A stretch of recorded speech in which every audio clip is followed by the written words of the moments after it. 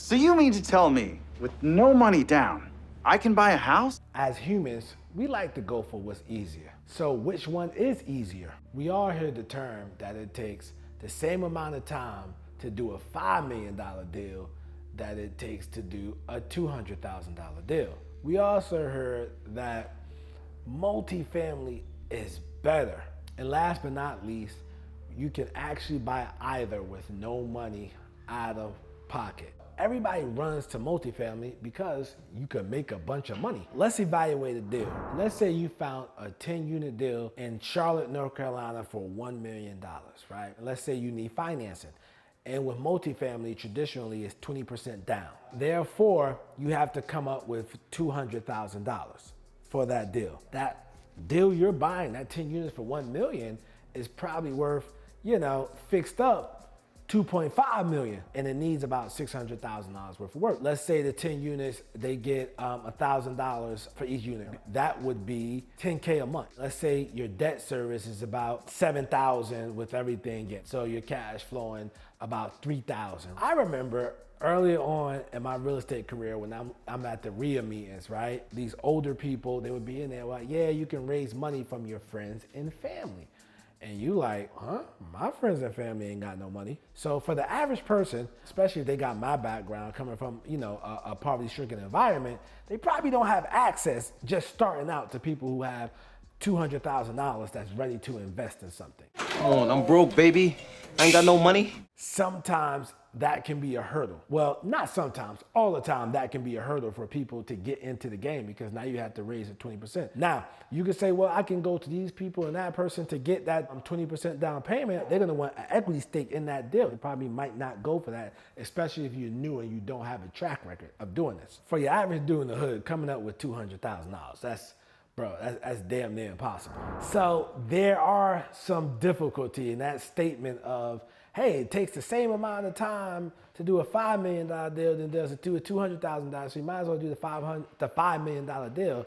It doesn't always apply to everything. You do have to have some things in place and access to the right people to make those type of deals happen. Now let's talk about managing a 10-unit property. I've heard people say, I got a 10-unit because I got all my tenants in the same place. They assumed it could be easier. Well, that's not always the case. Your screening process is what's gonna make and break you. So if you don't know how to manage a property, man, you gotta have 10 people in there that's not paying you. Or you gotta have 10 people in there, whereas it's only 4 paying you and the other 6, you gotta get out of there because they are spreading their bad habits with the other tenants. They're saying, hey, I'm not paying. He needs to fix this. He needs to fix that. He needs to do this. He needs to do that. But everything is fixed, but they broke it. And they have to have somebody to blame. These things happen, and I've seen it in real estate.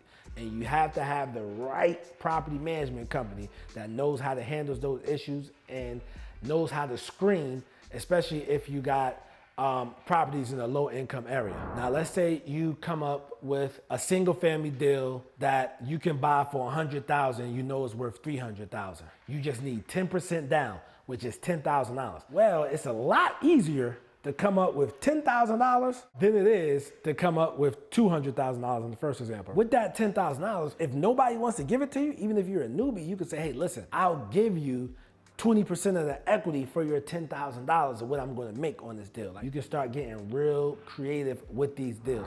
Another reason, right? One of my mentors, when I first got into real estate, I said, bro, you have all these houses, why don't you get into multifamily? Because I was one of those people that just assumed multifamily was better. And he was like, nah. I want to stay away from that space. He said, man, when it's time to sell, you have to sell to another investor, and that investor's gonna win the deal. My single family rentals, all I have to do is rehab them, put them on the market, I can get full price for them. And let's say, right, you're able to come up with this $10,000 down payment because it's easier to get, right? The house is worth $300,000. Let's say it needs $30,000 in work. You put that into the property and you're like, okay, well, all right, so I got this asset worth $300,000. Now you can sell it, you can do Airbnb, rent out the rooms, or you can have a traditional rental property. But you have multiple exit strategies with this one property. Now, as far as you managing the property, it's a lot easier for you to manage a single family rental. Yes, your screening still has to be done correctly, but as long as you do your screening correctly, it's a lot easier. And I know they say, well, in a single family house, when you lose your tenant, you don't have any cash flow.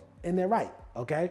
I'm not even gonna lie about that. They're right, and that does happen. As a landlord, turnover is your biggest expense. I just want you to keep that in mind when you're comparing the two, if you're going to multifamily or if you're going to single family. We always hear one is better than the other. I've seen guys create 8 figures. I'm talking about walk away with 8-figure checks from single family rentals. I've seen guys do it at the multifamily level. You can do it at any level. You just have to pick the one that you feel comfortable with and the one that you are okay with growing and scaling. The opportunity is out there. But as far as being easier, it's a lot easier to get into a single family house than it is to get into a multifamily house, guys. For my multifamily people, I know y'all gonna debate me and comment, and saying, hey, multifamily this, multifamily that, and please do comment. Click the video next to me with my man who has done a multifamily deal with no money. So it can be done, like I stated earlier in this video, guys. And again, I'm Nasser, AKA the real estate guru.